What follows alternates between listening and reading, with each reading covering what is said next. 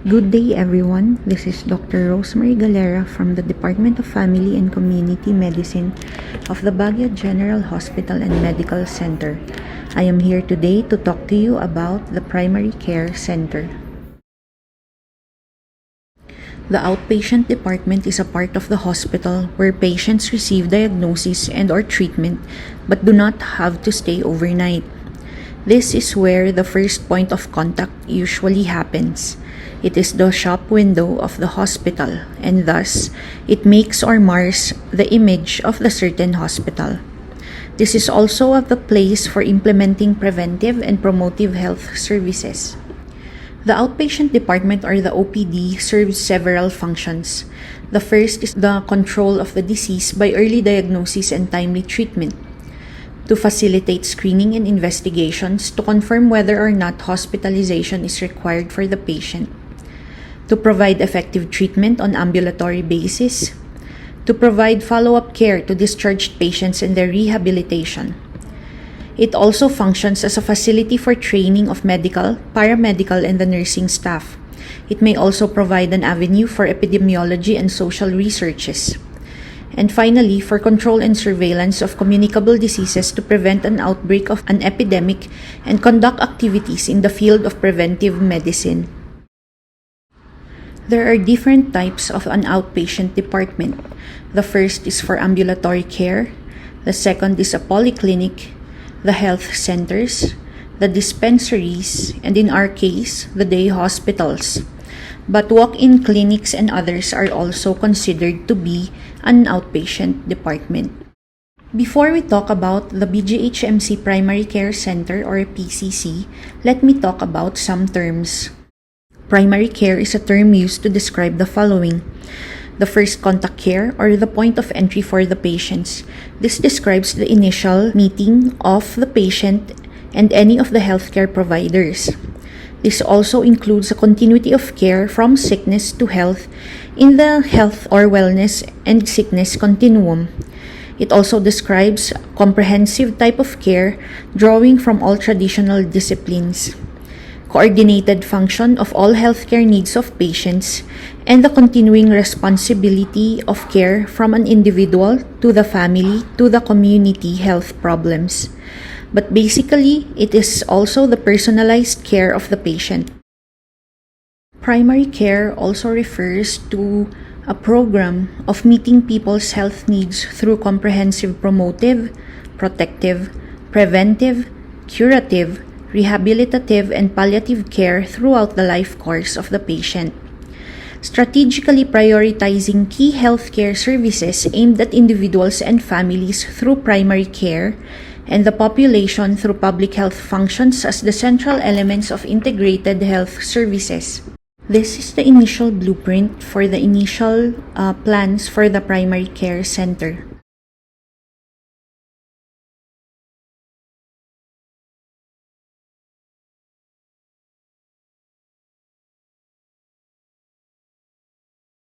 This is our current outpatient department, primary care unit.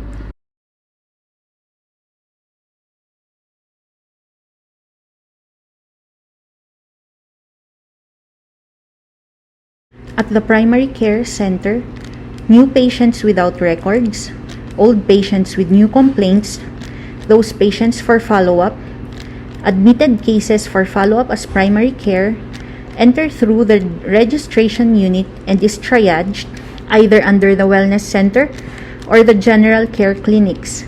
They are then instructed to go to the vital signs area where their blood pressure, cardiac rate, respiratory rate, temperature, height, and weight are measured.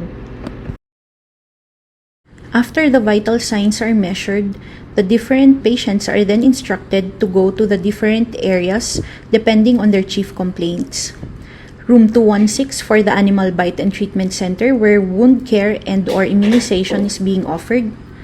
Room 214 for the pediatric sick patients. Rooms 212 and 213 for the adult sick patients.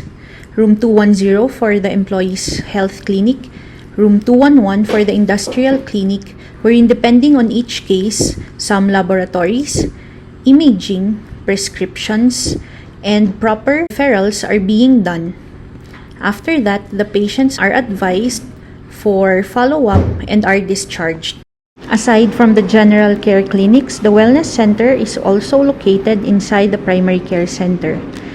The following areas are where we can find these clinics.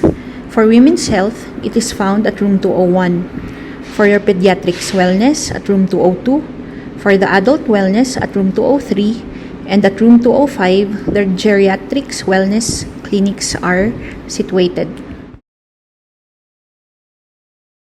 Under women's health, uncomplicated prenatal checkup, family planning counseling, women's health screening, and immunization are being discussed.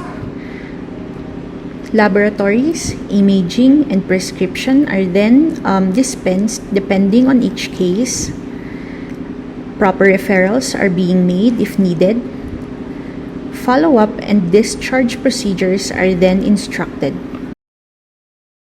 Under the Pediatric Wellness Clinic, these services are being offered.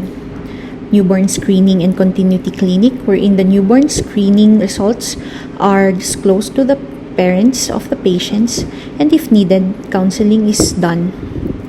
The Under 5 program, Over 5 Wellness, and the Adolescent Care, wherein growth monitoring, nutrition counseling, immunization, and wellness consults being offered depending on the case of each patient.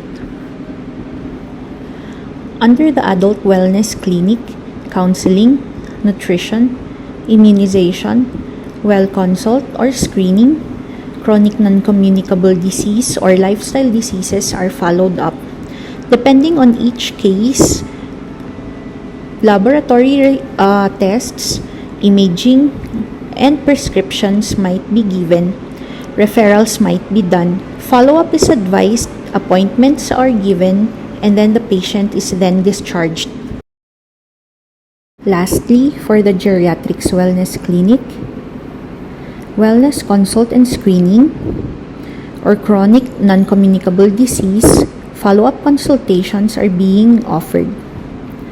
Geriatric assessment includes the following: assessment of nutrition, immunization, counseling, and enrollment in the continuity clinic is being done. In addition, the 10-minute geriatric assessment screening form is also accomplished, and specific tests for that specific age group such as functional reach, timed up and go tests are being done depending on the assessment of each patient. Laboratory tests, imaging, and prescriptions might be given. Proper referrals are done. Suggestions or recommendations for follow-ups are being given. Appointments are made, and then the patient is then discharged. I hope I have given you a brief glimpse of the Baguio General Hospital and Medical Center Outpatient Department Primary Care Center. Thank you for listening.